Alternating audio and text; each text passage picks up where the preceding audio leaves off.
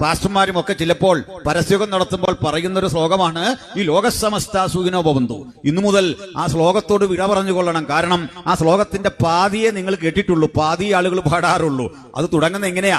സ്വസ്തി പ്രജാഭ്യാം പരിപാലയന്താം ന്യായേണ മാർഗേണ മഹീം മഹീശ ഗോ ബ്രാഹ്മണേഭ്യ സുഖമസ്തു നിത്യം ലോകസമസ്ത സുഖിനോ ഭവന്തു. എന്താ അതിന്റെ അർത്ഥം?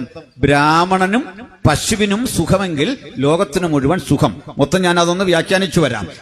സ്വസ്തി പ്രജാഭ്യാം പരിപാലയന്താം, അതായത് ഒരു രാജ്യത്തെ ഭരണഘടന അനുസരിച്ച് ഭരിക്കുകയും, ഭരണഘടന എന്ന് പറഞ്ഞാൽ ഇന്ത്യൻ ഭരണഘടനയല്ല, ഈ മനുസ്മൃതിയാണ്. ഇതിൽ എന്തെല്ലാം ഉണ്ടെന്ന് ഞാൻ പിന്നെ പറയാം.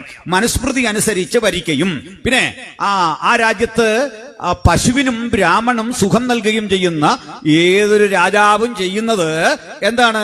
ലോകത്തിന് മുഴുവൻ സുഖം കൊടുക്കുകയാണ്. ബഹുമാനപ്പെട്ട മോഡിജി നമ്മുടെ രാജ്യത്തിന്റെ പ്രധാനമന്ത്രിയാണ്. അദ്ദേഹം പശുക്കൾക്ക് ആംബുലൻസ് ഉണ്ടാക്കി. നമ്മുടെ നാട്ടിൽ അതൊരു കോമഡിയായി നമുക്ക് തോന്നുമെങ്കിലും അദ്ദേഹം ആത്മാർത്ഥമായിട്ട് അത് ചെയ്യുന്നതാ. കാരണം പശുവിന് സുഖം കൊടുത്തെങ്കിലേ ഇന്ത്യക്ക് സുഖം വരുമെന്നാണ് അദ്ദേഹം പഠിച്ചു വെച്ചിരിക്കുന്നത്, അദ്ദേഹം ഗ്രഹിച്ചു വെച്ചിരിക്കുന്നതാണ്. കാരണം പശുവിന് സുഖം കൊടുക്കാമോ, പശുവിന് സംതൃപ്തി കൊടുക്കാമോ? മനുഷ്യനെ സൈക്കിളിൽ മനുഷ്യ ശവശരീരം കെട്ടിക്കൊണ്ട് അടക്കാൻ പോകുന്ന ഒരു രാജ്യമാണെന്ന് ഓർക്കണം.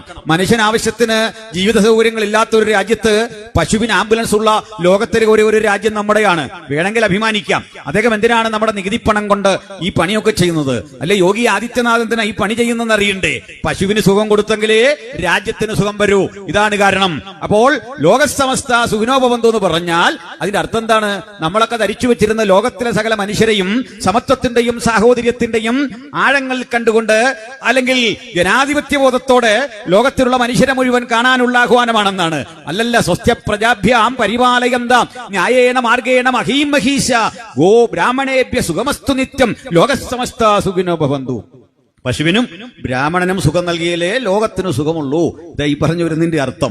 അപ്പോൾ അടുത്തൊരു കാര്യത്തിലേക്കൂടെ കിടക്കാം. നമ്മളെയൊക്കെ ഇങ്ങനെ സംസ്കൃതവും ശ്ലോകവും ഒക്കെ പാടി പാതി കേൾപ്പിച്ചാണ് ഇത്തരം ആളുകൾ ഇത്രയും നാള് ഈ രാജ്യത്തെയും ജനത്തെയും തെറ്റിദ്ധരിപ്പിച്ച്. വിദ്യാസമ്പന്നരായ മലയാളികൾക്കിടയിൽ ഇത്രയും തെറ്റിദ്ധരിപ്പിക്കാമെങ്കിൽ അക്ഷരം കൂട്ടി വായിക്കാനാവാത്ത ആളുകൾ കിടക്കുന്ന വടക്കേ ഇന്ത്യയിൽ ഇത്തരം സംഘടനകൾ ആധിപത്യം ചെലുത്തിയില്ലെങ്കിലേ അത്ഭുതമുള്ളൂ.